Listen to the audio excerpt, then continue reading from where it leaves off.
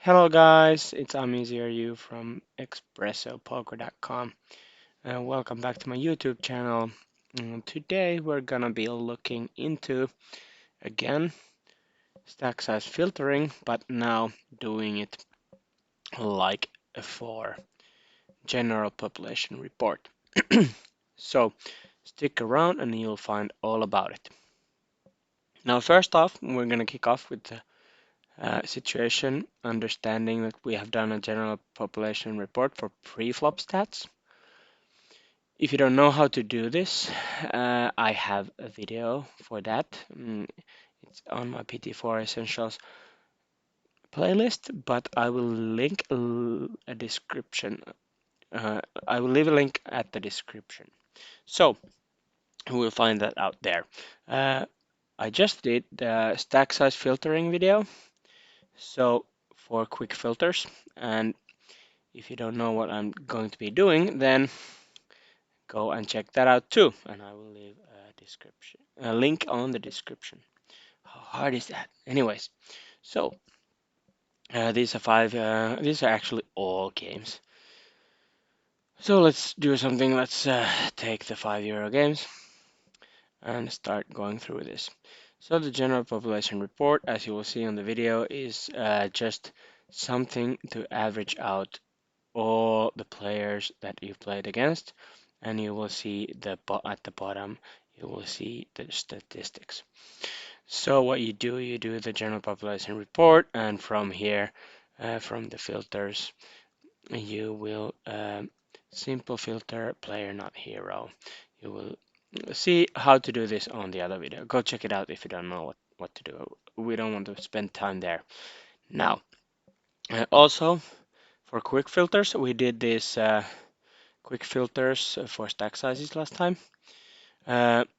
You cannot use the ones that you set player as hero because it will just erase everything because it's looking for hero hands, but this filter is overruling that filter, and thus because it's not hero, it's not giving any hero statistics, and this is looking for hero statistics, so you will end up with tabula rasa.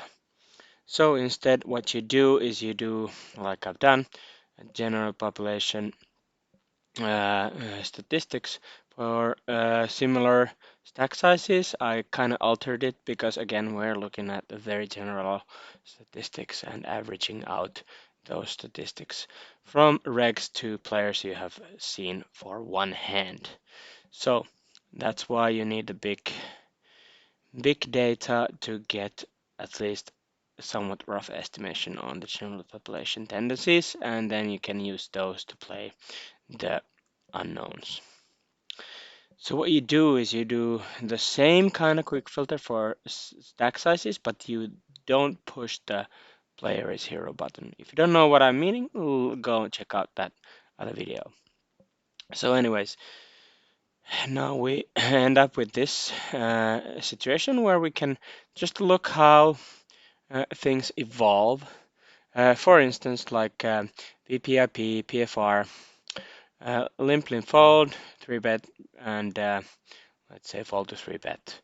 So what you do is you can very quickly, when you build these filters, you can get a good idea how the random player is most likely, or at what kind of a range he is playing.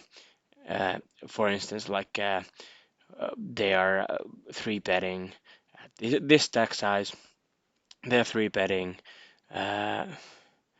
pre-flop, they're 3-betting 17. So when you compare that to the biggest size or the game beginning size stacks, which are not the biggest because you can end up heads up very early on with more bigger effective stacks.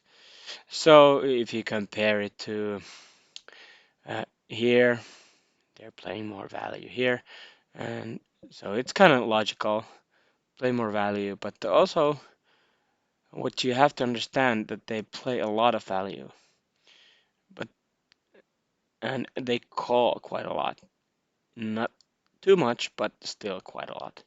So you can adjust your own 3-bet call range and 3-bet fold range, and also how you can adjust your 3-betting range so you can play against these statistics, hoping that they fold.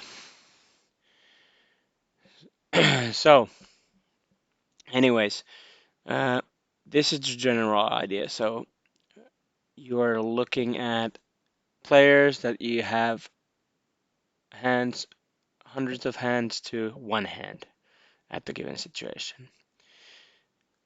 So this was a short video on because you can use the two other videos to get into the situation, and then you can just build yourself a roadmap on the current stake against, because you're gonna be meeting a whole ton of just people who are not regs, or they're bad regs. They're losing a lot. Like there's I've seen, I think the biggest loss numbers at like average buy-in between 4 and 7 euros in Winamax is like, I've seen like 32k on Sharkscope, and that's just nuts. And they give them open. They can't even grind any rake back stuff on that. So they're just like dumping money at you. So yeah, against these players, you should get a good idea how to play against the random players who are just like generally bad, or if you don't use shark scope in Winamax, which is allowed there, so you treat most of the players like randoms. And then what you do is you have a roadmap for different kind of stack sizes, and how we can evolve this to the next video. We can evolve this by building using these stack sizes on this report, and then look into different situation where the player the amount of players. So if you're heads up, or if you're 3 versus 3 on these different stack sizes, because the the game flow differs a whole lot if it's heads up, or heads up during deep stacks, or still three-way at like 10 BBs. So there's tons of differences on the game flow.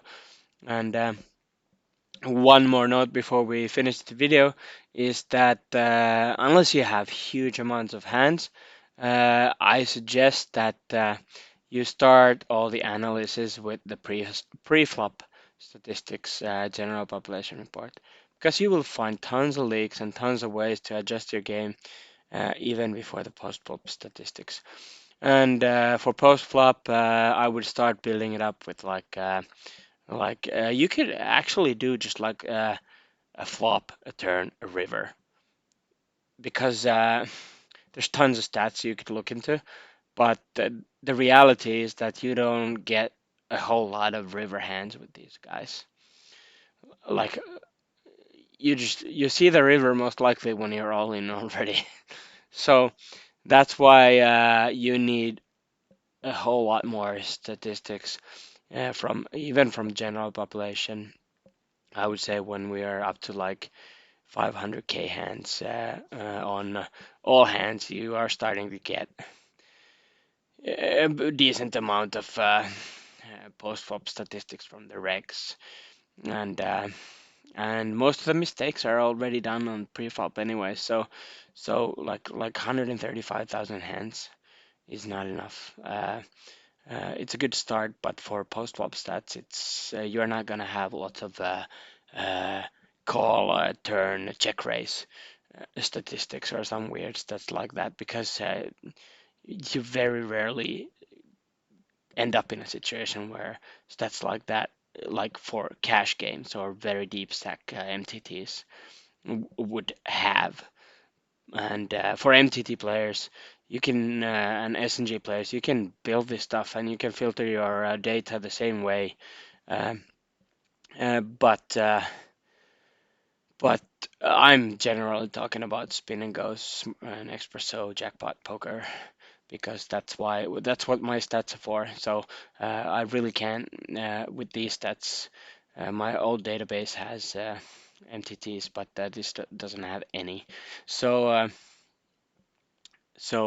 yeah, more videos to come on this subject. Let me know if you what kind of subject you would like me to look into with Pokertracker stats building, and and I hope you like this video. Please leave a like, leave a comment. Please subscribe if you haven't already. If you like the content, it keeps me motivated to see that people comment and give me suggestions and like the videos and especially subscribe. It drives me to build up the channel even more and help you guys out, especially those who are starting out or who are not too familiar with building reports on PT4 because it's a whole different thing than like Holder Manager. But I like it a really lot because you can get pretty much anything out of this thing if you know how to build these reports. So anyways, until the next video, uh, I wish you good luck at the tables. Grind hard and beat the fish. Get money, get rich, enjoy jackpot poker, spinning goes, and so on. And stop by again when more videos drop. Thanks and bye.